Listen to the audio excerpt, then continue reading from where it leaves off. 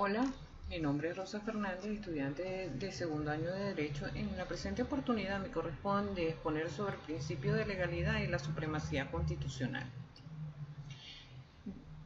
En la cátedra de Derecho Constitucional dictada por el profesor Carlos Castillo. Comencemos.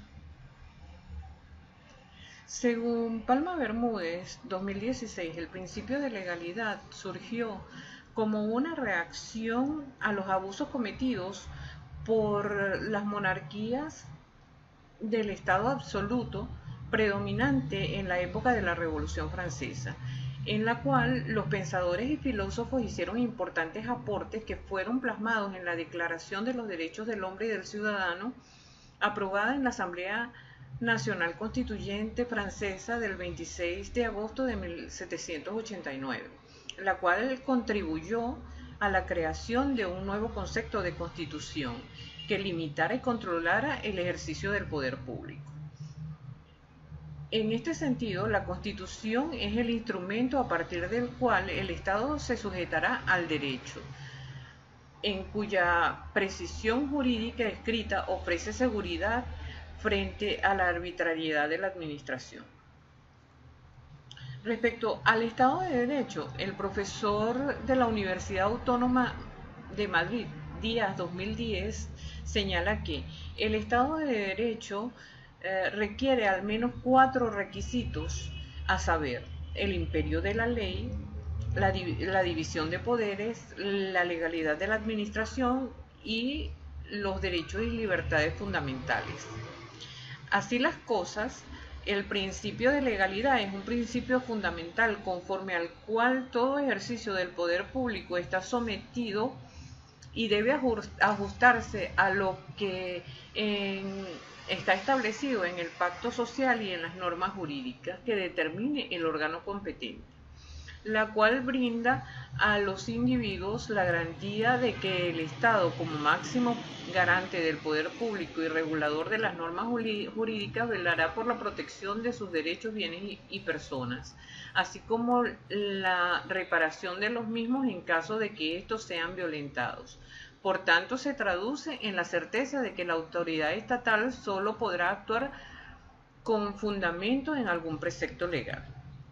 De este compendio de elementos de los cuales está dotado el principio de legalidad se infiere que para que el principio no sea letra muerta por parte del poder público, debe ajustarse a lo que el soberano, en expresión de la voluntad popular, le ha autorizado en la Constitución.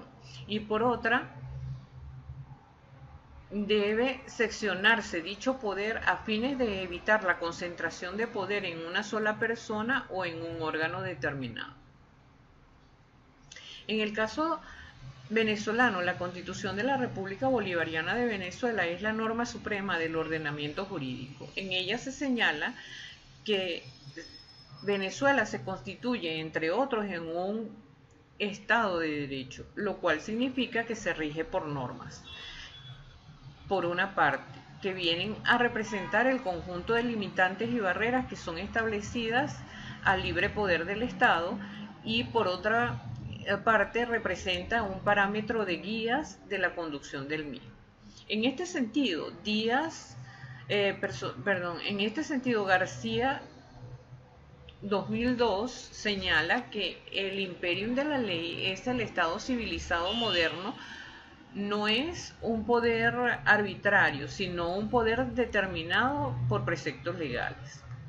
Por su parte, respecto a la separación de poderes del Estado, el autor da Silva 2004 señala que lo que Montesquieu entendió como un sistema de frenos y contrapesos, de tal forma que al encontrarse dividido el poder del Estado sea el propio poder que detenga el poder.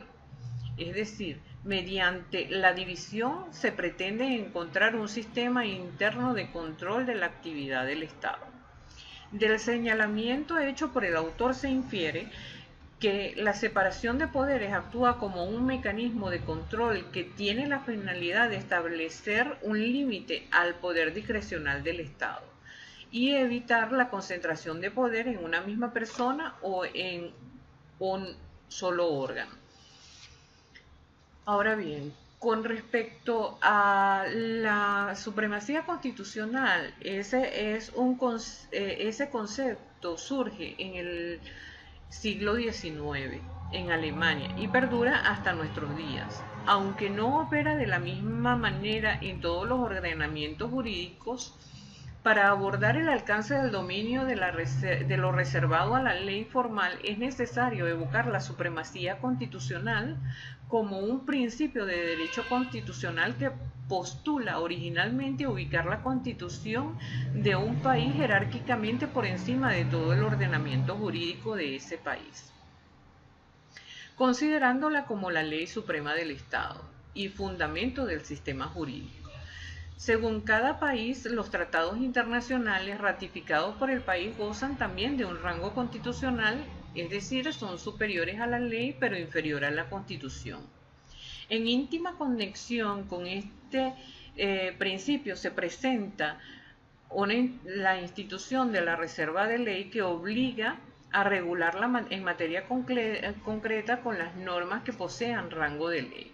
Prácticamente aquellas materias que tienen que ver con la intervención del poder público en la esfera de los derechos del individuo.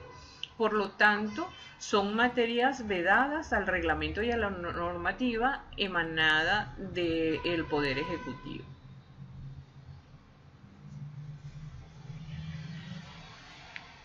En otro orden de ideas, la sentencia 1400, en el mismo orden de ideas, la sentencia 1455 de fecha 1 de noviembre del año 2001 en Sala Constitucional estableció que la reserva legal viene dada por la consagración a nivel constitucional de determinadas materias debido a la importancia jurídica y política que tienen asignadas. Solo pueden ser reguladas mediante ley desde el punto de vista formal, y ello excluye la posibilidad que tales materias sean desarrolladas mediante reglamentos o cualquier otro instrumento normativo que no goce de dicho rango legal. Un ejemplo de este tipo de potestades está en la sentencia 1719 del 19 de septiembre de 2001, caso el decreto de fuerza de ley orgánica de los espacios acuáticos e insulares. Eso es todo por hoy. Muchas gracias. Hasta una nueva oportunidad.